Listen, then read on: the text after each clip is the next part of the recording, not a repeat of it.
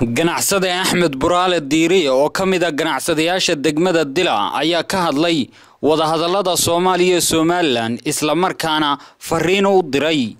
dawladda Soomaaliya. waxaan ka hadlayaa Axmed Buraale Diiri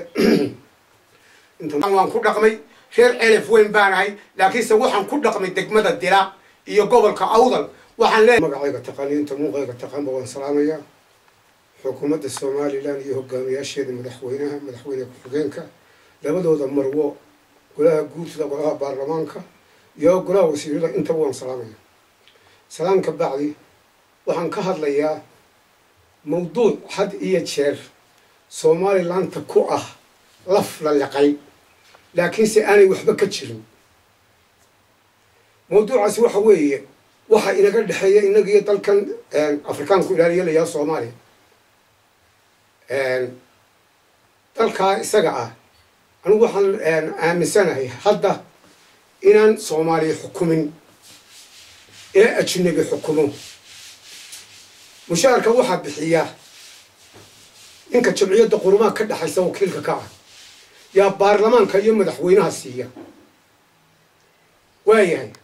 maxay ku bixin karaan cod ay leeyihiin oo dawlad ay leeyihiin ku dhalato ila wala biiliyaa anigu waxaan aaminsanahay inaan dawladda Somaliland nimanka imka la hadlin ilaa la ay galaan food sideena one body one food rag iyo dumar markaan isku daro waa one body one food anigu ugu galay ilaa ay galaan anigu ma aan aaminsani xukuumadayna sharaftaada inay laba hadashaba oo ay soo hor fadhiistaan ma aaminsani waxaan aaminsanahay ilaa ay helaan one man one vote ama one body one vote ilaa ay helaan inaan laba hadlin madaxweynahan maalin walba 10 mooshinka ka geynayso ee meel uu galabala isagoo waxba ahayn oo waxba aan wadi karin oo yani arag hogaamiyada ka muugan oo 24 saacadood diyaarad fuushan 24 saacadood diyaarad buu sii fuushay meel lagaga sharafrooyo lagaga baawar weeyay oo dawladda dadkooda iyo dalkooduba degan yihiin u tagaya oo aan isagu waxba hayn ayuu la leeyahay aan la hadalno dawladdu khaldanay markaaynu inaga khaldan weey inayna la hadlin weey ilaa la helo cid hadal ka go'o inagoo wada hadal ku jira la oranaya 100 nin baa mooshin ka geeyay xaqina kuma iyaguna waxay inagula hadlan garar maayaan isaga ninka kan aad doonayso inuu kula hadlo ama dawladana doonayso inay la hadasho yaa xukuma waa dawladda ay xukunto jamciyadda qurumaha ka dhaxaysa iyo ururka midowga Afrika ururkan midowga Afrika ee ay dugsanayaan wax allaala wuxuu qabanayaan ma jiraan burburin mooyaan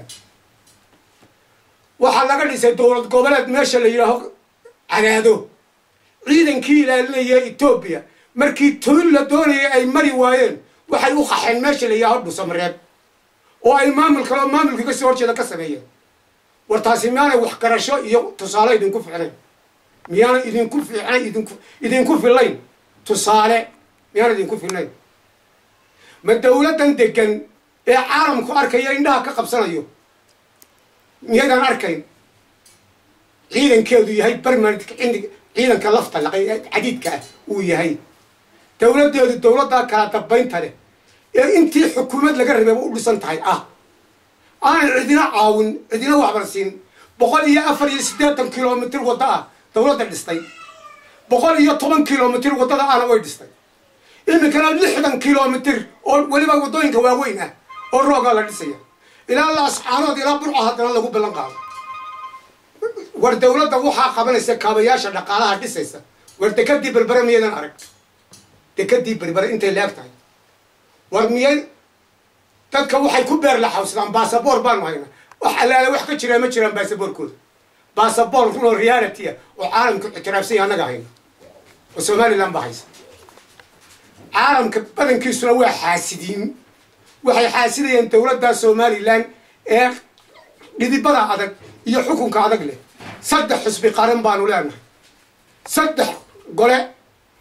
baanu leenahay golo baarlamaan golo guurti iyo golo wasiiro madaxweyne iyo madax ku xigeen baanu leenahay إذا أنو ما أنت وحقب عنها هو محي إلهي بان وحقب عنها إلهي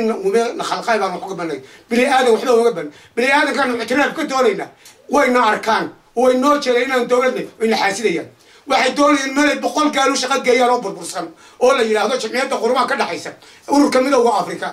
dawladda Mareykanka Itixaadka Yurub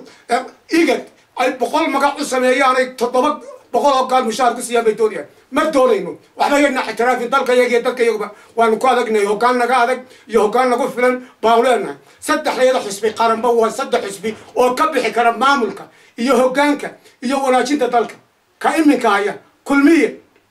هدي مسبح لجو بدلو إيه هدي وداني لجو بدلو إيه هدي وعد لجو بدلو أنت هو هجان وهجانين كلام تلك يجو حلي هجان متعلمين وحين هجان وحجرة وحين هجانين تيقانا وحن لا يهي وأن لا يهي وأن كل العليا دولة كونفور أو وضع هذا إن قد حياة مجلو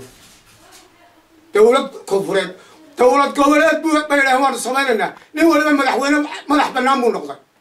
عبد الولي علي قال إسقان حسن موسى